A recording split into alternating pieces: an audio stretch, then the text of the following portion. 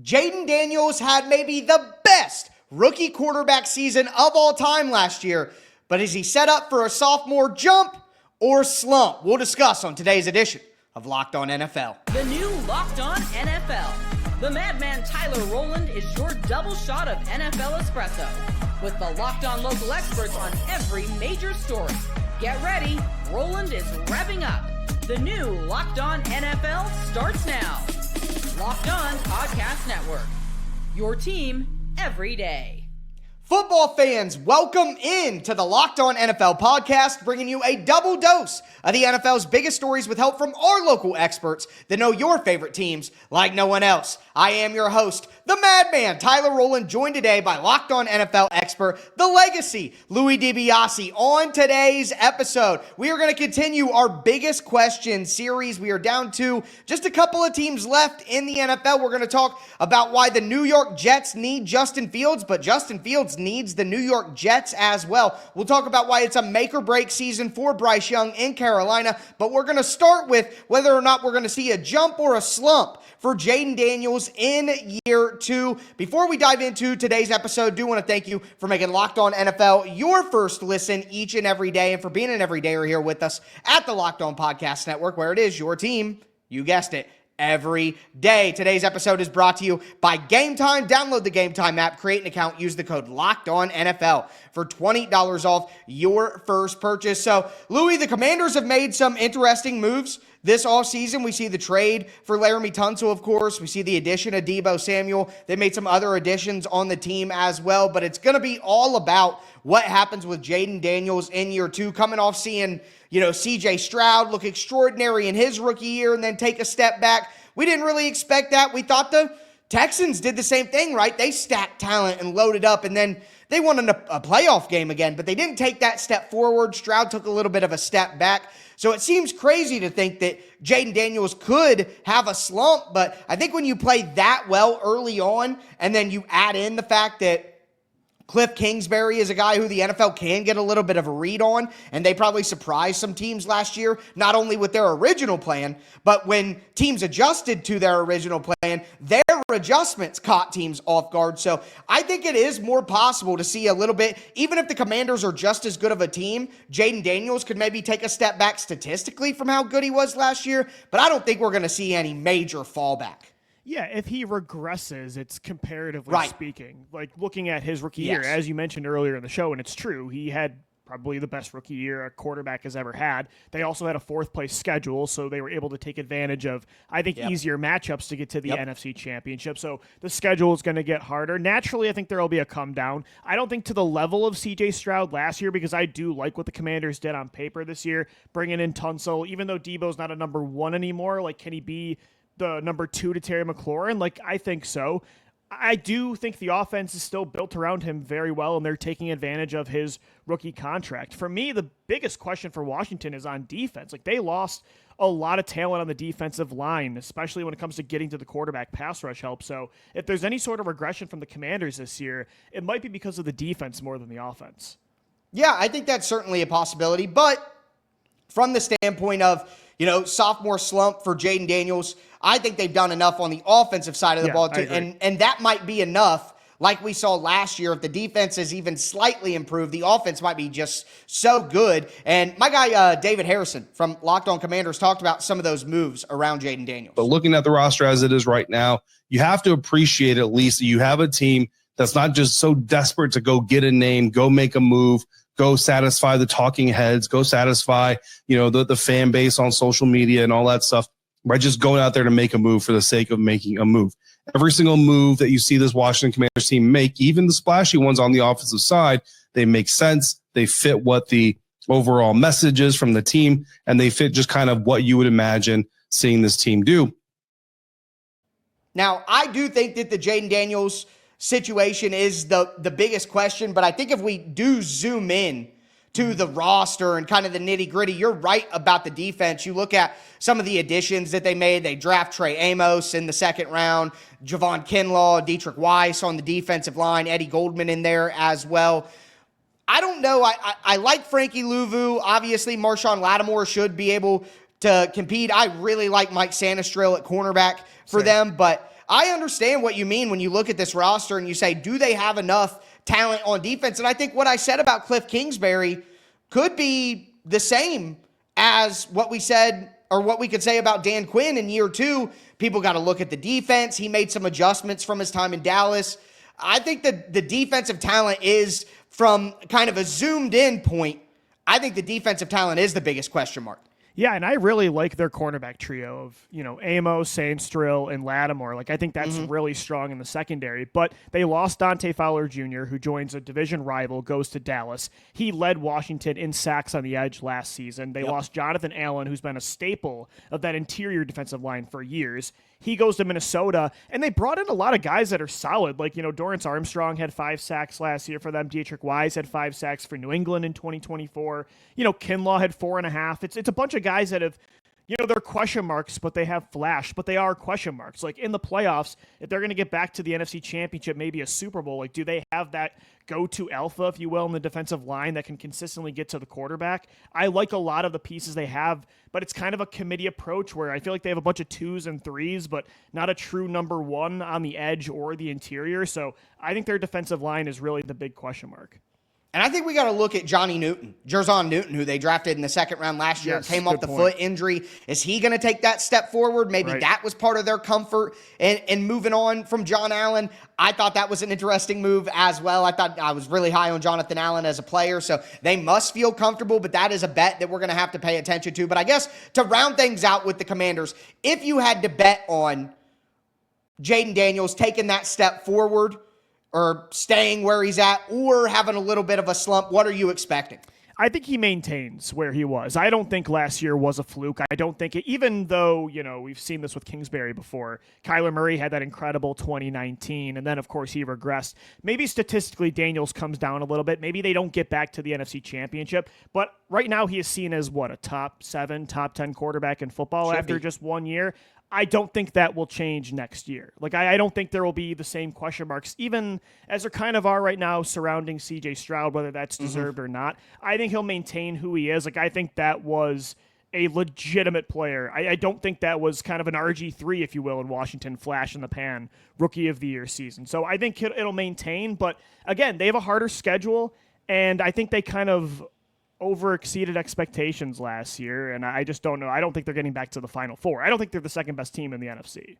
No, that's exactly where I'm at. I think Jayden Daniels isn't going to disappoint in year 2. I think the Commanders, because of the more difficult schedule, they overseeded expectations early, and that creates kind of a false sense of security with some of these teams. We're seeing the Texans go through it right now, too. Even though they've won playoff games in back-to-back years, things feel like a disappointment because the bar was set so high so early on, and it's a tough place to be when the expectations are set that high this early in your window. But, again, David Harrison from Locked On Commanders, I think he's with us there. He's not predicting a sophomore slump either. But everybody wants to talk about Jayden Daniels' sophomore slump potential. But what if year 1 was his floor? All right. Some people want to talk about the national narrative that there's a sophomore slump coming and why it could be different. Some are just asking in general, could it be coming? And some are considering, could it be even better in year 2 than it was in year 1? I think personally, my gut, what I've seen, what I've heard, tells me that's more likely you're going to get a better Jayden Daniels in year 2 than you are in year 1. And I'm with David there. I think that's possible. But I think what we're saying about maybe some of the concerns on the roster, it's not as good of a roster as the Eagles, the Lions, even the 49ers. I know the Rams, absolutely. Yeah. I really like the Cowboys roster, if I'm honest with you. I don't, So the coaching, I think, is really what gave the Commanders an advantage. Last year, they had a great set of coaches. Will that coaching advantage be the same this year? That's another question I have. So we've kind of unpacked a couple of different questions, but I think we feel pretty confident that Jayden Daniels is who he is, regardless of what the Commanders are able to do next year. Now, someone who I think we don't know who the team is really, we don't know who the quarterback is really, it's Bryce Young and the Carolina Panthers, and it's a make-or-break season for the third-year quarterback. Today's episode is brought to you by Game Time. Have you ever decided at the last minute that you want to head to a ball game with your friends or family? Maybe it's game day. Suddenly you realize, I want to be in the stands. That's exactly where Game Time comes in. It's the easiest way to grab last-minute tickets without the stress. Also, With the money that you save on tickets, now you have more for food, drinks, merch. Maybe you can get a bigger group together. Game Time makes it all possible. Game Time makes buying tickets fast and simple. Prices actually drop on the app the closer that you get to first pitch. They have incredible last-minute deals, clear views for your seat, the lowest price guarantee. I love Game Time. I buy all my tickets on Game Time from NBA, MLB, NFL, WNBA, concert, comedy. Doesn't matter. You can find it on Game Time, so take the guesswork out of buying tickets. With Game Time, download the Game Time app, create an account, use the code LOCKEDONNFL for $20 off your first purchase. Terms apply. Again, create an account, redeem the code LOCKEDONNFL for $20 off. Download the Game Time app today. Last minute tickets, lowest price, guaranteed. All right, Louis, let's continue today's edition of Locked On NFL. Talked about Jayden Daniels in Washington, but I want to stay on the East Coast and talk about the Carolina Panthers because I think they're a very interesting team this year. Bryce Young, obviously benched early, came back, finished strong. The back half of the year looked pretty good. Looked like, hey, if he would have done this at any point in time during his rookie year, his career probably feels a lot different. The Panthers as a whole had some competitive games. Remember, they went toe-to-toe with the Chiefs for a little bit. Like, they had some decent performances in there. But year two, people have expectations for the Carolina Panthers offense, and I think it's a bit dangerous. And my guy Julian Council from Locked On Panthers talked about how those expectations have moved up. If they can get up to 24, 25 points per game this upcoming season, I do think that will probably be good enough to keep them in contention for the wild card, and with a better defense, maybe in contention to win the NFC South this upcoming season. So those, to me, are realistic expectations of the Panthers offense to be a far better passing offense than they've been the last couple of years, be a top 10 rushing offense, and to be able to add 4 to 5 more points per game to their scoring total, be able to score closer to 39, 40% of their drives this upcoming year. This is an offense that is built to be able to be competitive in the NFC, in the NFL this upcoming season. Look, Julian isn't a guy who has high expectations for the Panthers on a typical basis. So for him to say, like, hey, the expectation is to compete for a wild card spot. Listen, I liked what the Panthers did at the end of the year. I think they've added some talent here. They get Tetairoa McMillan in the first round. The money they spent on the offensive line, especially the interior, last offseason definitely showed up and gave Bryce Young an opportunity. But I think it's dangerous to have playoff expectations for the Carolina Panthers this year. And ultimately, if people are feeling like that, it's because they like the talent that they've put together. So that makes it make or break for Bryce Young. If he doesn't live up to that billing this year, I'm worried they're going to be doing a Daniel Jones to Anthony Richardson type thing next offseason. Yeah, no, I agree. And I don't think they're going to seriously compete with Atlanta and Tampa Bay. I just think those are superior rosters. I just think they're a step ahead of the game right now compared to Carolina. Yeah. I think for Bryce Young, it's less about like getting into the playoffs this year because it was such a nightmare start the first year and a half of his career that it's more about building off of what they saw last year. Last year was such an improvement when he came back from being benched. But wow, the bar was so low that what you saw at the end of the year, like, yeah, they were in it against the Chiefs. They almost actually beat the Eagles, too, in Philadelphia, so they were a lot more competitive. He was way better than he was, but it still wasn't close to, like, telling me he's about to break out and be a Jayden Daniels level of young quarterback. So the big question for me is, like, is there another step for Bryce Young, or is he just a solid starter, maybe a high-end backup? Like, last year was such an improvement from a disastrous start to his career, but I just wonder if if that is his ceiling. Like, I'm not sure if there is more. This is a make or break year, but they've surrounded him with back-to-back first-round receivers, and so there's not going to be excuses, right? I mean, they are trying to build around him. Yeah, on the offensive side of the ball, I think there is enough talent to kind of judge him and say whether or not he should get let's say a challenge-free fourth season from them is what I'll call it. Like, I don't think that's been decided. And one of the themes that I've had in recent episodes, looking at certain guys, like looking at a Jordan Love, looking at a guy that we talked about just last week, Michael Penix, looking at a guy like Bryce Young. I think these guys have enough around them. I feel the same about both the quarterbacks in Indianapolis, whoever steps forward. These guys have enough around them where I think we do get a real answer on them. I don't think it would be fair to be like, oh, well, we need to see a better environment around him. Like, there's been a lot of money spent on that O-line like we talked about. They've invested a lot, like you said, in the skill positions. Yeah. I think we should know about Bryce Young. Now, the one thing that he can't control that will have a big factor on the Panthers, which Bryce Young is the biggest question for the Panthers. It's the most important thing. But just like we talked about a second ago when we talked about the Commanders, if we want to zoom in and get a little more football grimy here, the defense, Carolina's defense, was so bad last year. They've added a lot of talent, which we'll discuss, but the biggest piece here that they have is Derrick Brown. And Derrick Brown could be a game changer, and his return is a major X factor, and Julian Council on Locked On Panthers talked about that. But, man, as long as Derrick Brown is good to go, is in good shape, feeling confident about that knee come week 1 down in Jacksonville, like that's the best case scenario for the Panthers are standing as the big storyline with this group is just, can Derrick Brown come back healthy? And if so, can he be the guy he was in 2023 and get back to their Pro Bowl form? If that's the case, this is going to be a dramatically improved defensive front. There's no way they go back to giving up 3,000 plus yards on the ground and being the worst scoring defense in the history of the NFL for a second year in a row. Maybe they aren't that bad, okay? But you got to look at it.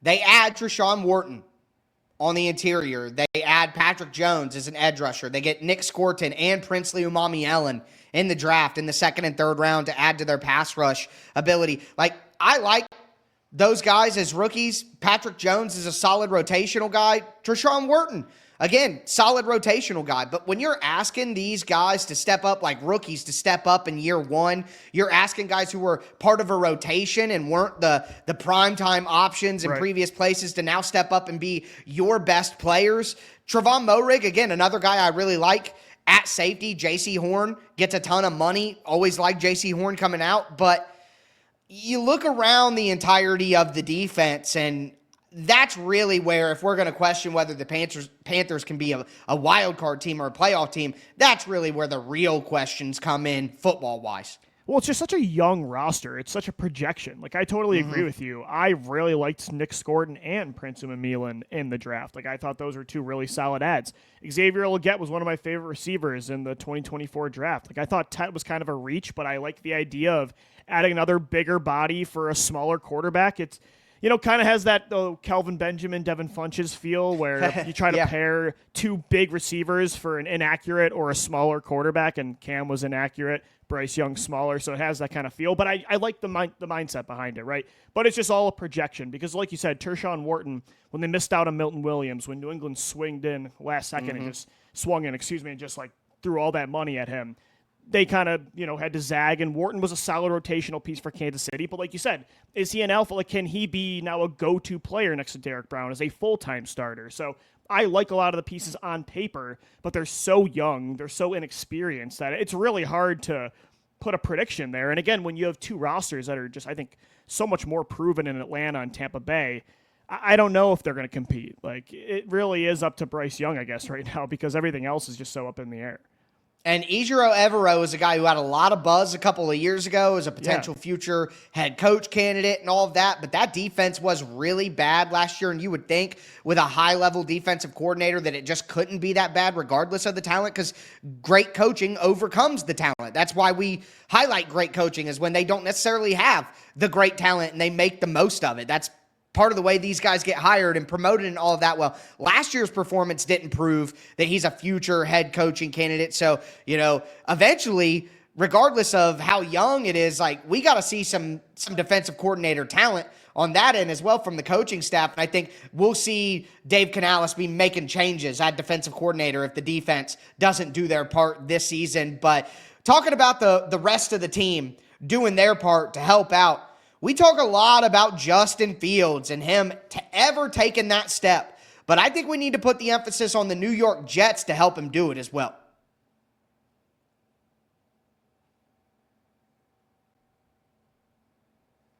All right, football fans, let's cap off today's edition of Locked On NFL. Our biggest question series rolls on. We are less than 20 days to training camp, a couple of weeks now. Football is right around the corner. We talked about the Commanders. We've talked about the Panthers. Now, I want to head back up the East Coast and go to New York or New Jersey, whatever you want to call it, folks, and talk about the New York Jets.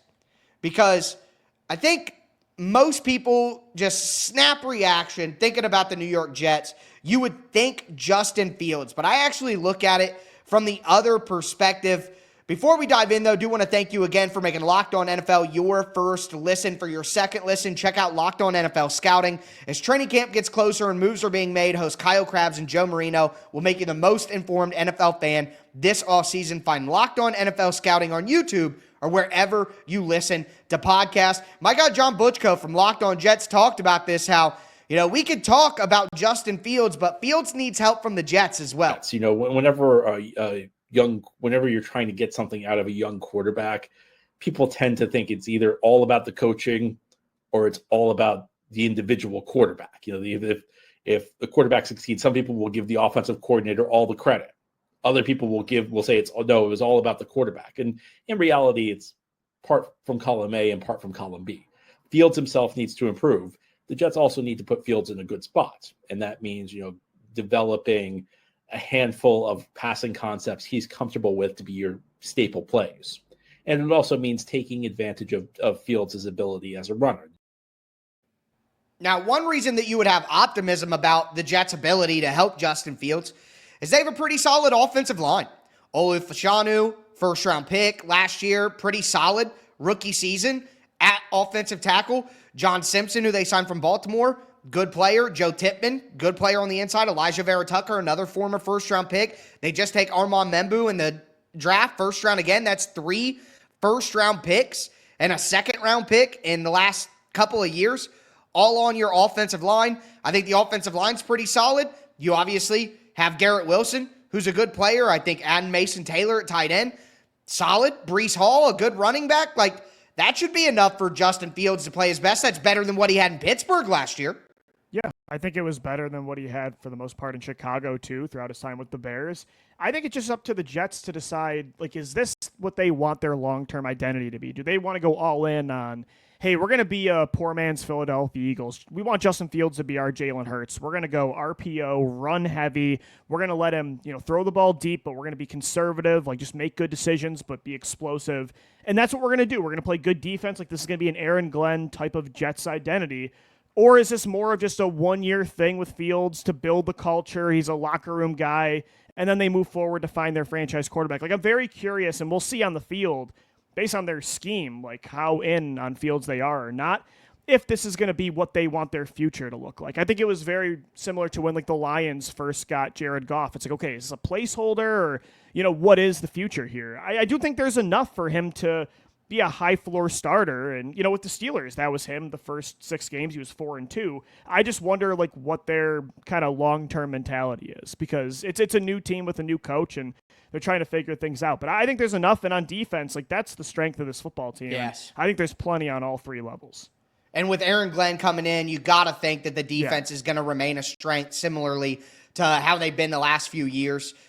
It's probably going to be the case, but I think that you're right about the scheme, and John mentioned it as well. How all in are they going to go? Because if you really want to get an answer on Justin Fields, and he's not just a placeholder, and they're being honest in their evaluation of him, then you have to go all in with quarterback run game. And like John said, some passing schemes that he really feels comfortable with. It's obvious that he's not going to be playing like Aaron Rodgers and Tom Brady out there. You got to feed into what he does best and take care of him that way. So I think I've heard some conversation where people are Justin Fields going to have a Sam Darnold-like comeback on the scene. But I think comparing it to Sam Darnold may set improper expectations, and John on Locked On Jets talked about that recently as well. So is it unrealistic to expect Fields to be this year's Darnold?